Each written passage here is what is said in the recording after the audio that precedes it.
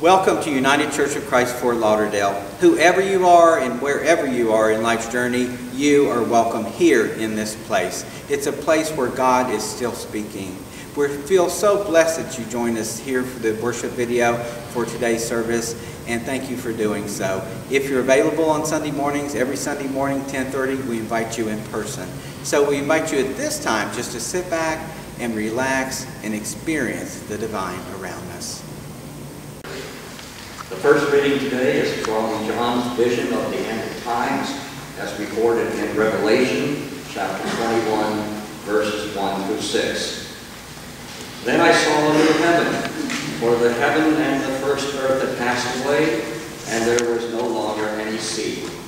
I saw the holy city, the new Jerusalem, coming down from heaven from God, prepared as a bride, beautifully dressed for her husband. And I heard a loud voice from the throne saying, "Look, God's dwelling place is now among the people, and he will dwell with them. They will be his people, and God himself will be with them and their God. He will wipe away every tear from their eyes. There will be no more death, or mourning, or crying, or pain, for the old order of things has passed away." He who was seated on the throne said, "I am making everything new." Then he said, "Write this down, for these words are trustworthy and true." And he said to me, "It is done. I am the Alpha and the Omega, the beginning and the end. To the thirsty I will give water without cost from the spring of the water of life." The word of the Lord. Thanks be to God. Please stand now for the reading of the Gospel. The Gospel reading today, this morning, comes from the book of Luke, chapter 6, verses 20 through 33. Then he looked up at his disciples and said, "Blessed are those who are poor, for yours is the kingdom of heaven. Blessed are you who are hungry now, for you will be filled. Blessed are you who weep now, for you will laugh. Blessed are you when people hate you, and when they exclude you, revile you, and defame you on account of the Son of Man. Rejoice in that day and leap for joy, for surely your reward is great in heaven, for that is what their ancestors did to the prophets. But woe to you who are rich, for you have received your consolation. Woe to you who are full now, for you will be hungry. Woe to you who are laughing now, for you will mourn and weep. Woe to you when all speak well of you, for that is what their ancestors did to the false prophets. But I say to you that, listen, love your enemies. Do good to those who hate you. Bless those who curse you, and pray for those who abuse you. If anyone strikes you on the cheek, offer the other also. And from anyone who takes away your coat, do not withhold even your shirt. Give to everyone who begs from you, and if anyone takes away your goods, do not ask them for them again. Do to others as you would have them do to you. If you love those who love you, what credit is that to you? For even sinners love those who love them. If you do good to those who do good to you, what credit is that to you? For even sinners do the same. We ask God's blessing upon the reading of the Word. Thanks be to God. Please be seated.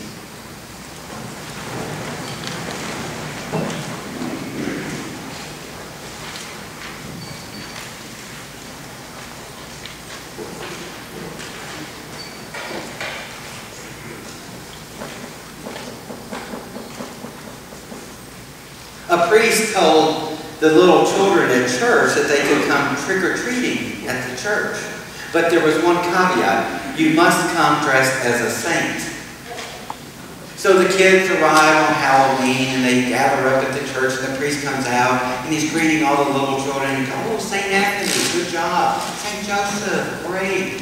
St. Clair, oh, little girl, you did a great job." The next person up is dressed as a dog.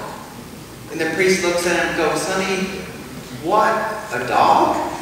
And the little boy says, "I'm a St. Bernard."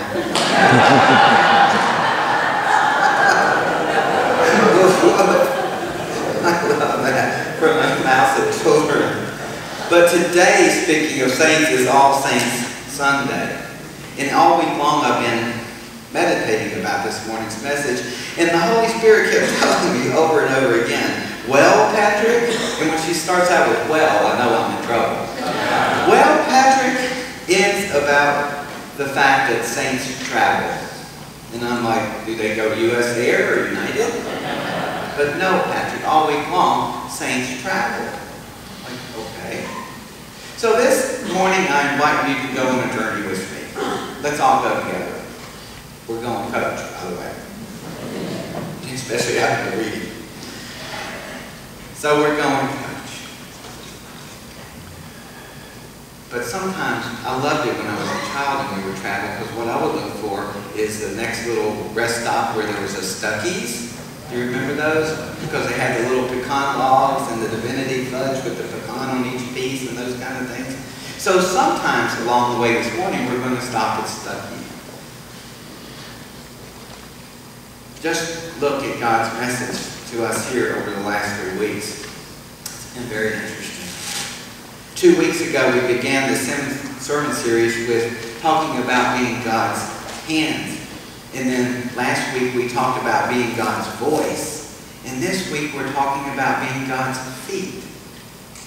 Now, that's been a journey in itself for me, especially this week, since the irony is that last Monday, I ended up in the emergency room, not being able to walk, and they had to take me back to the exam room in a wheelchair, first time in a wheelchair. And then I left the hospital on crutches. So when I got home and I prayed, I said, God, you're really serious this Sunday, aren't you? What message could this be about God's feet? And then this happens. But I know that God did not mess with my feet to put me in pain. I know, as the podiatrist the next day clearly pointed out, son, the reason your feet are messed up is because of the shoes there. You shop at Payless shoe store. And he started ripping pieces out of it. I said, that's my shoes, my Sunday shoes. And he says, you need good shoes or you're going to suffer. So Deborah from the choir this morning says, well, maybe it's not about going to pay less, but when you go to pay less, you end up paying more. So thank you, Deborah. I said, there's a sermon in there somewhere. But I kept singing to myself all week long when the saints go marching in, and I kept hearing saints travel, and then there's the candle lighting and the water and all this, and I kept saying, you know, how's this all connected together? So I sent an email to Fred and Ron at 3 a.m. one morning, and I said, here it is, I got it. And they went, probably, what? But through and our vision that we worked on together came to fruition. But for this spiritual road trip this morning we're going on, first we're going to go outside of our own faith tradition. We're going to leave Florida. We're going somewhere to a foreign land. We're going to the town of Buddha. Now, in the 6th century BC, in a small town in India, there was a baby that was born to a king and queen. And this baby was born into a life of privilege. Now, a group of astrologers at the time had predicted that this young prince would grow up to be either a great emperor or they predicted he would be a great spiritual leader. It was foretold. But the prince grew up within the palace walls, and the parents never let him outside the walls to be in contact with the real world, with what goes on in the real world. But as he grows older, he gets curious. Mom, probably said to Mom, could you convince Dad to let me go out? And she probably said yes. So the first time he goes out, what the father did, what the king did, he had the people, all people who suffer, all people who are poor, anybody in pain removed from the city streets so their son would not see suffering. That their son would live in a make-believe world that everything is riches and gold and provided, and that's what life is about. But they messed up. On the way back, the young prince sees a person lying, suffering, an older person in the street. What's wrong with him? So it opened the floodgates to his journey.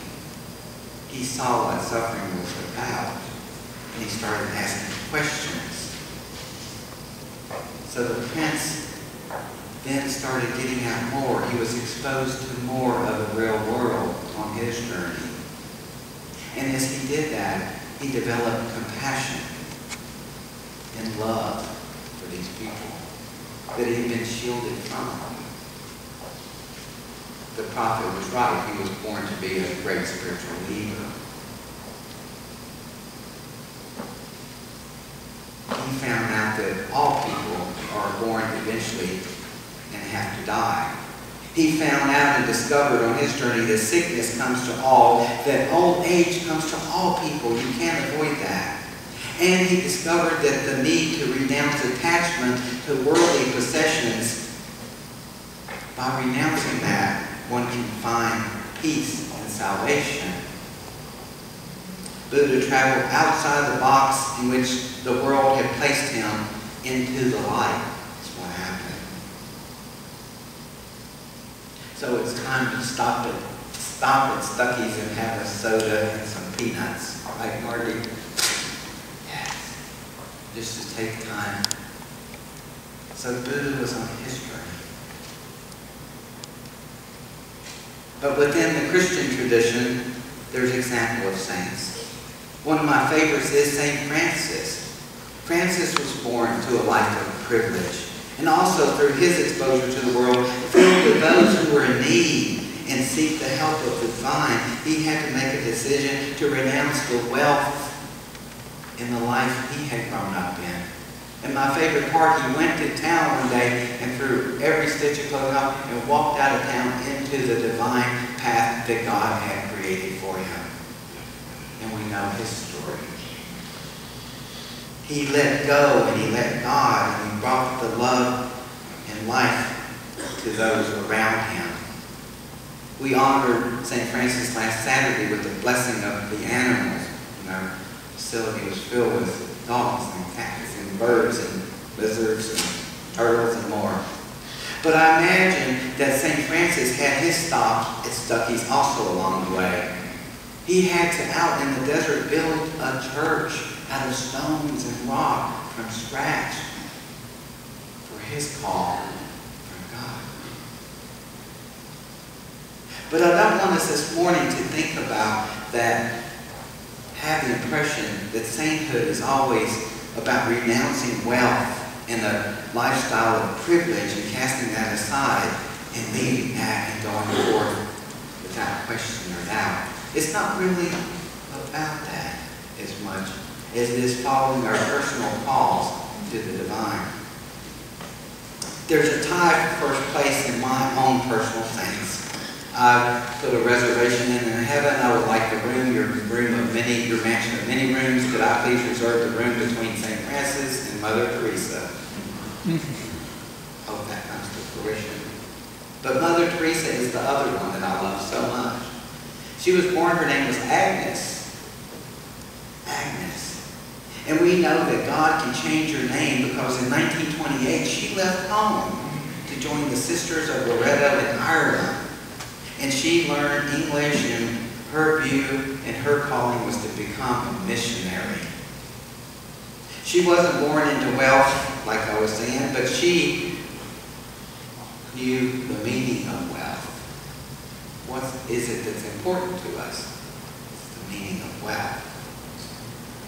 Mother Teresa was thrust into a religious organization that many in today's time would consider, with the history of and tradition of oppressive roles for women of faith. The leadership roles within her faith tradition are clearly defined and distinct between men and women, who can do what. Yet Teresa of Calcutta founded the Missionaries of Charity, a religious organization, Catholic, which in 2012 consisted of over 4,500 sisters and was active in 133 countries. So you can't tell me she wasn't wealthy. She was rich because she got the message that we're called to hear today. Her organizations run hospices and homes for people with HIV and AIDS, with leprosy, with tuberculosis, soup kitchens, dispensaries, mobile clinics, children and family counseling, orphanages, and school. She was rich. And all free service to the poorest of the poor. Mother Teresa didn't build a structure and wait for the poor to come. She traveled. She went to them. She held them in her arms. I love those pictures. You can see those beautiful eyes filled with the divine. She fed them. She gave them. She bathed them. She loved them.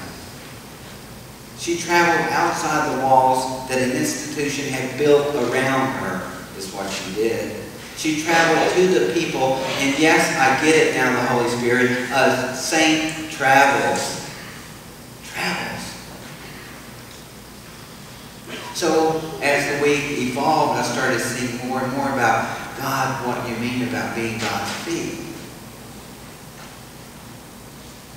So as well as having my own personal saints whom I believe in and learn from and who inspire me, I also, like I said, have my own definition of saint. To me, a saint doesn't have to meet a list of qualifications set for mankind. A saint is one who teaches about love, who has significant spiritual impact on others, and the required miracles that must happen and occur to receive sainthood don't need to be documented by the church to reach sainthood. I see God's miracles happen through this church every day, and especially on Thursdays.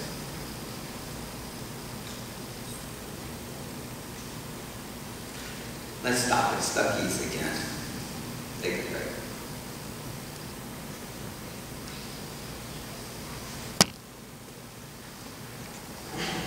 I never knew that Stuckey's sold pumpkins. Alright. Big old pumpkins too.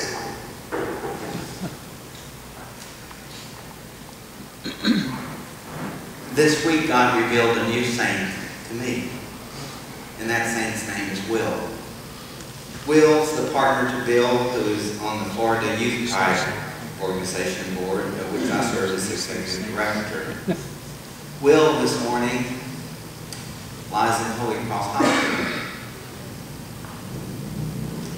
The thing I love about talking to Will time and time again is Will loves games. Not that kind of game. Will loves Parcheesi and Monopoly and card games and video games. Will loves games. Bill tells me my car won't fit in it. My garage is filled with games. I love that. It's Will's passion and his gifts to others. And as I prayed about that this week is, why does he like games so much? And it came to me. When we were playing games on Friday night in the social hall for game night, it was a distraction from the seriousness of everyday life, and it reminded me about the importance of community and joy. Wow. That is Will's gift to humanity. Right, Suzanne? She was dressed as a witch. She was right in the middle. But all great outfit. Will is the person who coordinates that outreach for Youth Pride. Will travels, though, in a wheelchair from the day I met him since I got into town. He has speech difficulties because of the illness that he has. And the average person may look at him and feel sorry for him. But Will doesn't feel sorry for himself. Will can travel. Will travels more than anybody I know that has two healthy feet. Last week when he entered Holy Cross, his first concern to Bill was this: Bill, this is Friday night, it's game night. I have to be there. Bill said, honey, you need to take care of you. I'll make sure it happens. Jesus sent the disciples out in two. I don't know why. But today, this morning, Will's in isolation. To visit him, I'll be seeing him later today. You have to put all the gowns and all those things on because it's infection. but will is God's feet. Will is a personal thing to me. I saw the holy city, we heard, the new Jerusalem, coming down out of heaven from God, prepared as a bride beautifully dressed for her husband. And I heard a loud voice from the throne saying, "Look, God's dwelling place is now among the people, and he will dwell in them." Saints travel. The said message this morning is that saints indeed do travel. Saints are people just like you and me. We love humanity to lift people up to something that we can't aspire to be. I could never be like Mother Teresa. I could never be like this person. I could never be like, have the courage of Rosa Parks. But saints are people just like you and me. They're people who travel outside of their comfort zones, which prevent them from the journey of coming into our divine self. Saints cut the ties with fear and doubt in the past personal experience. They cut the ties with bad self-esteem. They cut the ties of those little voices that tell us inside that we can't do this. A saint travels by stepping out of the darkness and into the light of the divine. That light already is within us. But a saint adds fuel to it through community, through study, through service, through mission, through more.